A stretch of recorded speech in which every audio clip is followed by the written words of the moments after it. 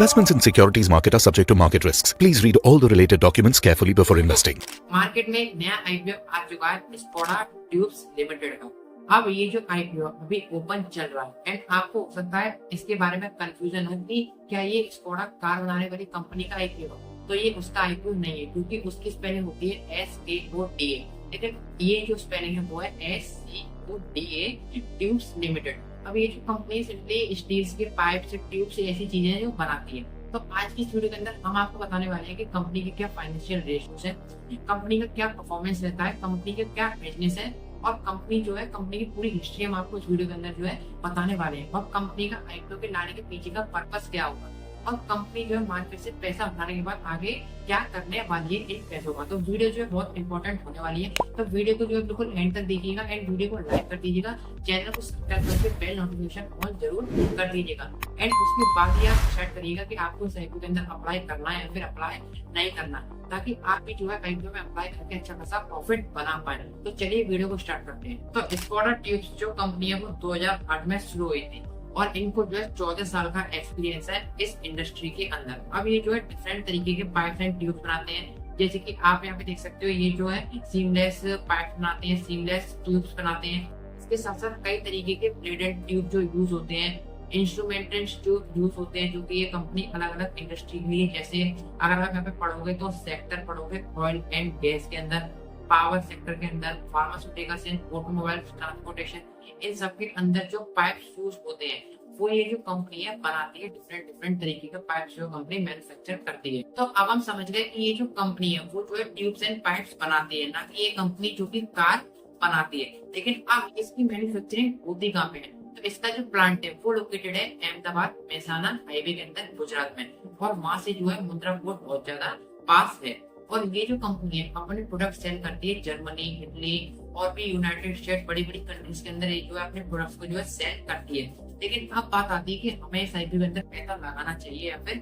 नहीं लगाना चाहिए। तो कुछ इंपॉर्टेंट चीजें जो कि अब आप समझने वाले हो, तो इसके अंदर जरूरी क्या है पहले तो ये समझते हैं कि ये जो आईपीओ है वो 28 तारीख से लेकर 30 तारीख के बीच में ओपन रहेगा। मतलब 28 तारीख से इसकी जो है बिडिंग डेट शुरू होगी और 30 मई तक इसकी जो बिडिंग डेट एंड होगी। एंड मिनिमम जो आपकी इन्वेस्टमेंट रहेगी इस आईपीओ के अंदर वो रहेगी 13 से 14 हजार के बीच में, क्योंकि इनका जो नोट साइज है वो 100 का है और इनका जो प्राइस रेंज है वो है 130 से लेकर 140 रुपए तक का। तो अगर मैक्सिमम आपको इस आईपीओ के अंदर अलॉटमेंट चाहिए तो 14,000 रुपए तक तो आपको इस आईपीओ के अंदर जो है इन्वेस्ट करने पड़ेंगे। अब इसकी जो फाइनेंशियल रेशियोज है वो भी थोड़ी सी जो मुझे ठीक लग रहे हैं, जो कि मैं आपको आगे बताने वाला हूँ। एंड ये जो कंपनी है वो जो है मार्केट से उठा रही है 220 करोड़, जो कि फ्रेश होने वाला है इस कंपनी का।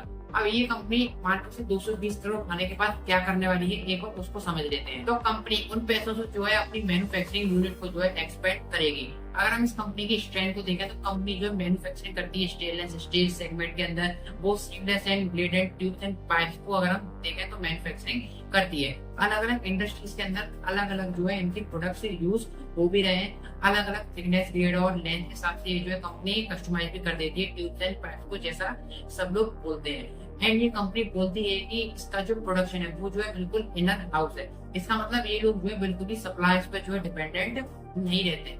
अब इनकी जो प्रोडक्शन कॉस्ट आती है वो भी बिल्कुल कम आती है, इफेक्टिव रहती है। और ये जो कंपनी है वो ISO सर्टिफाइड भी है और ये कंपनी बोलती है ये चीज भी है कि इनके पास जो है 40 लोगों की एक टीम भी है जो कि क्वालिटी कंट्रोल रखते हैं। तो ये जो कंपनी है वो हर तरीके से स्टेजेस ऑफ प्रोडक्शन है।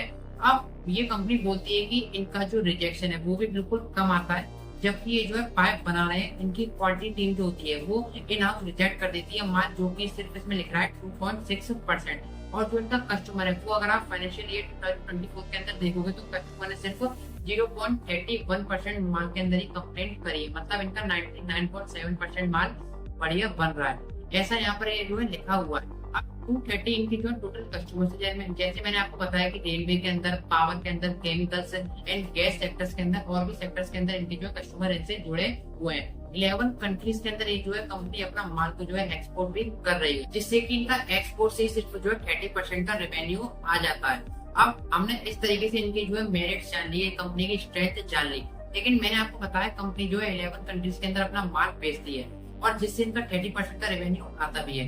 लेकिन कल को इनको जो है रिस्क भी है, क्योंकि मैं आपको बताता हूँ जैसे कि ग्लोबल ट्रेड वॉर चल रहा है तो कल को अगर गवर्नमेंट ने कोई भी एक्सपोर्ट के ऊपर टैक्सेशन चार्जेस चेंज करिए, अगर कुछ भी करते हैं गवर्नमेंट, तो इनके ऊपर जो कुछ नेगेटिव हो सकता है और नेगेटिव चीजों का भी हमें जो है ध्यान रखना है। तो आप कंपनी के अगर फाइनेंशियल चार्ट लें तो कंपनी ने फाइनेंशियल ईयर 2022 में 194 करोड़ का रेवेन्यू जनरेट किया था। इन 2023 में 305 करोड़ का रेवेन्यू जनरेट किया था। इन 2024 में 400 करोड़ का कंपनी ने रेवेन्यू जनरेट किया था। चलो रेवेन्यू जनरेट कर लिया, पर कितना प्रॉफिट जनरेट किया है उसके ऊपर ये भी एक बार जान लेते हैं। तो 2022 के अंदर ही 1.64 करोड़ का प्रॉफिट था। 2023 के अंदर इनका 10 करोड़ का प्रॉफिट था एंड 2024 के अंदर इनका जो है 18 करोड़ का प्रॉफिट जो है उससे ज्यादा इनने जो है प्रॉफिट जनरेट कर लिया था। अब इनका जो है प्रॉफिट भी बढ़ रहा है, रेवेन्यू भी बढ़ रहा है, लेकिन इनके एक बार एसेट्स को देखते हैं तो 2022 के अंदर इनके 156 करोड़ के एसेट थे। 2023 में इनके पास जो 238 करोड़ के थे और 2024 में इनके पास 330 करोड़ के थे। तो कंपनी की जो है रेवेन्यू, एसेट्स और प्रॉफिट तो जो है बढ़ते हुए दिखाई दे रहे हैं। अब आपको अगर रिटेल के अंदर आप इन्वेस्ट कर रहे हो तो आपको जो है सिर्फ 2 लाख तक का इन्वेस्ट आप कर सकते हो, उससे ज्यादा आप जो है इन्वेस्टमेंट नहीं कर सकते। अगर आपको ज्यादा इन्वेस्ट करना है तो फिर आपको HNI कैटेगरी जो है चूज करनी पड़ेगी। HNI के अंदर आपको इन्वेस्ट करना पड़ेगा, जिसके अंदर आप जो है 2 लाख से लेकर 5 लाख के ब्रैकेट के अंदर इन्वेस्ट कर सकते हो। मिनिमम आप 2 लाख तक से जो है स्टार्ट इन्वेस्टमेंट कर सकते हो। तो जैसे मैंने आपको बताया कि IPO जो है ओपन रहेगा 28 तारीख से 30 तारीख के बीच में। एंड कंपनी की जो शेयर की फेस वैल्यू रहेगी वो रहेगी 10 रुपए की एंड इसका जो प्राइस रेंज रहेगा वो रहेगा 130 रुपए से लेकर 140 रुपए के बीच में।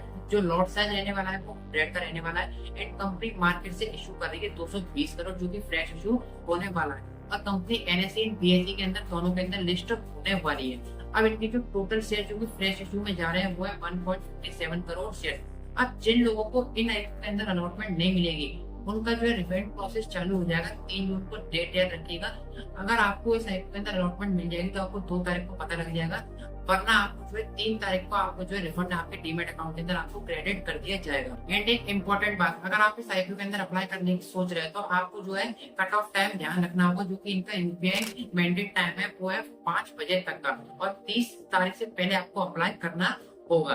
परफॉर्मेंस इंडिकेटर की तरफ अगर हम यहाँ पे देखें तो ROI रिटर्न ऑन इक्विटी आप देख सकते हैं 28.77% का चल रहा है। रिटर्न ऑन कैपिटल एम्प्लॉयड जो है इनका 15.9% का है। रिटर्न ऑन नेट वर्थ इनकी जो है 28.77% का है। प्रॉफिट आफ्टर टैक्स मार्जिन इनका जो है 4.15% का है and price to book value इनकी जो है वो है 8.76 ठीक है परसेंट की। अगर आप इस वक्त अर्निंग पर शेयर देखोगे तो 4.14 का है और जो आप पी रेशियो देखोगे तो वो है 33.81 का। सो ये यहाँ पर अगर आप देखोगे तो कंपनी ने हमें जो फाइनेंशियल जो कंपनी के ठीक ठाक दिखाई दे रहे हैं। एंड इस वक्त इसका जो GMC चल रहा है ग्रीन मार्केट प्रीमियम, जिस वक्त मैं ये वीडियो बना रहा हूँ इस टाइम आप देख सकते हो 23 रुपीज का चल रहा है। फाइनली आप हमें कमेंट में जरूर बताएगा कि आप इस IPO के अंदर अप्लाई करने वाले हैं या फिर नहीं करने वाले। एंड कमेंट में ये जरूर बताएगा कि आपको क्या लगता है IPO आपको अच्छी रिटर्न बनाकर दे सकता है, कितने % आपको जो रिटर्न बनाकर दे सकता है। एंड इसके अलावा आपको और कितने IPO के ऊपर जो है वीडियो चाहिए, क्योंकि अब मार्केट जो है ऊपर जा रहा है और अब जो है मार्केट के अंदर जो है IPO और बहुत सारे आने वाले हैं। आगे भी आप यहाँ पे देख सकते हो कितने IPO मार्केट के अंदर अभी बैठे हैं आने के लिए। तो आपको चूज करना है कि आपको कौन से IPO के अंदर वीडियो चाहिए, कौन से IPO पे आपको जो वीडियो चाहिए। तो एक बार कमेंट में आप हमें ये भी जरूर बताइएगा। एंड अगर आपको वीडियो अच्छी लगी तो वीडियो को एक बार लाइक कर दीजिएगा, वीडियो को शेयर कर दीजिएगा, चैनल को सब्सक्राइब कर दीजिएगा एंड बेल नोटिफिकेशन को ऑन जरूर कर दीजिएगा ताकि स्टॉक मार्केट और फाइनेंस रिलेटेड आपके पास वीडियो टाइम टू टाइम पहुंचती रहे। और मैं आपको एक जरूरी बात बता दूं, ये जो वीडियो खाली एजुकेशनल पर्पस के लिए कोई रिकमेंडेशन नहीं है। आपके ऊपर है कि आपको IPO के अंदर अप्लाई करना है या फिर नहीं करना। एंड अगर आप ट्रेडिंग या फिर इन्वेस्टिंग करते हैं तो उसके लिए जरूर पड़ती है कुछ अच्छे डीमेट अकाउंट की। तो अच्छे डीमेट अकाउंट की मैंने अपने डिस्क्रिप्शन बॉक्स में दे रखी है, आप लिंक पर टैप करके घर बैठे बैठे फ्री में डीमेट अकाउंट ओपन कर सकते हैं। एंड जल्दी मिलते हैं अगली वीडियो में। Take care of yourself. जय हिंद, जय भारत।